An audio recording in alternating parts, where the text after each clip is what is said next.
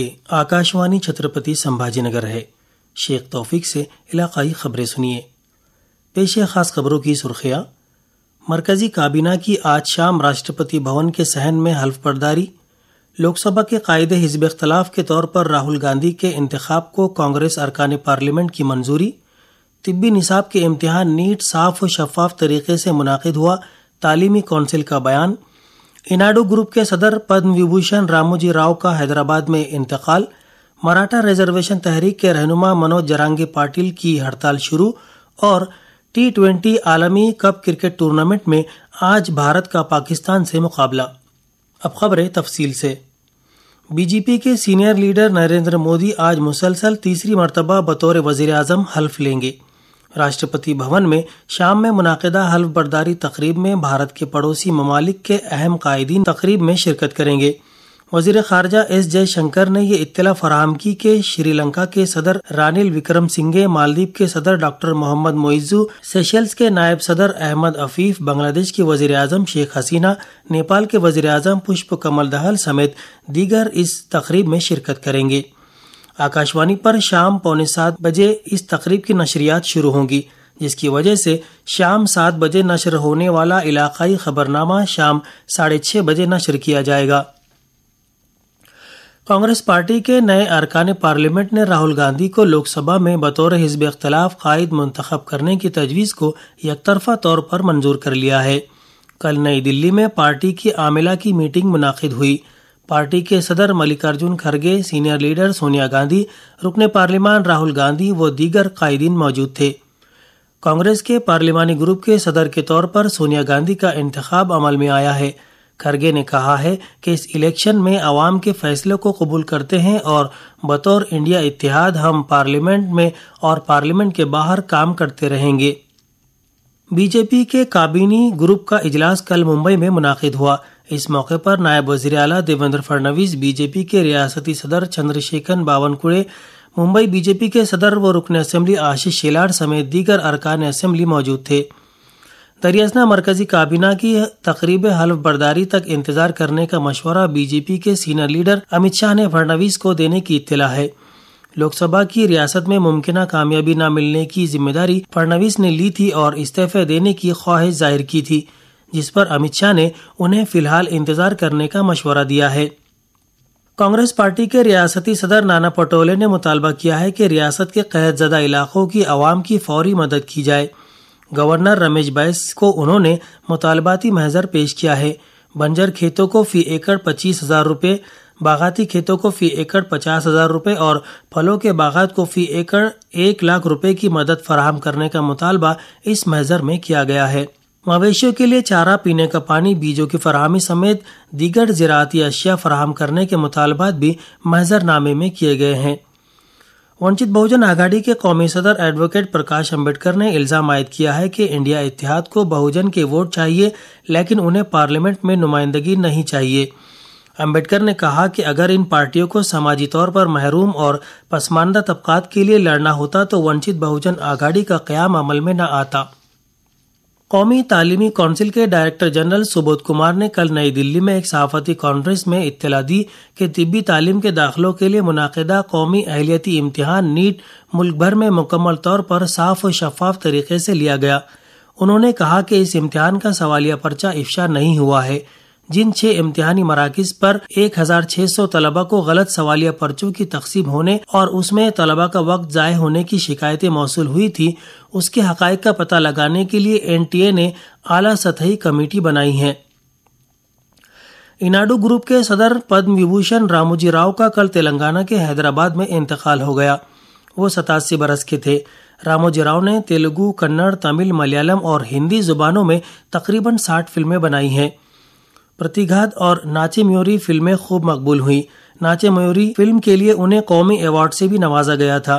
2016 میں انہیں پدم وبھوشن اعزاز سے نوازا گیا تھا۔ شوٹنگ کی سہولت فراہم کرنے میں مشہور حیدرآباد کی راموجی فلم سٹی انہوں نے ہی قائم کی تھی۔ ETV کے 13 زبانوں میں نشر کیے جانے والے چینل گروپ کو بھی انہوں نے ہی قائم کیا۔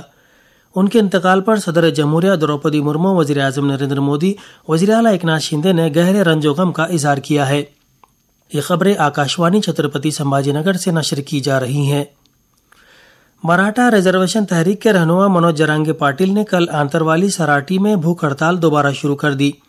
اس ہڑتال کے ضمن میں آنتروالی سراٹی کی گرام پنچایت میں فیصلہ لیا گیا، جس میں ان کے حق میں 5 اور مخالفت میں 5 اراکین نے ووٹ کیا۔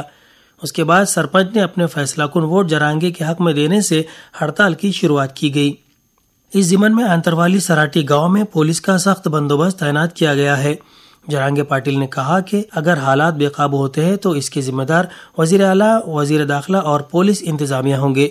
انہوں نے اشارہ دیا کہ اگر مطالبات منظور نہیں کیے گئے تو اسمبلی انتخابات میں 288 نشستوں پر امیدوار کھڑے کیے جائیں گے۔ T20 عالمی کپ کرکٹ ٹورنامنٹ میں آج بھارت اور روایتی حریف پاکستان کا مقابلہ ہوگا۔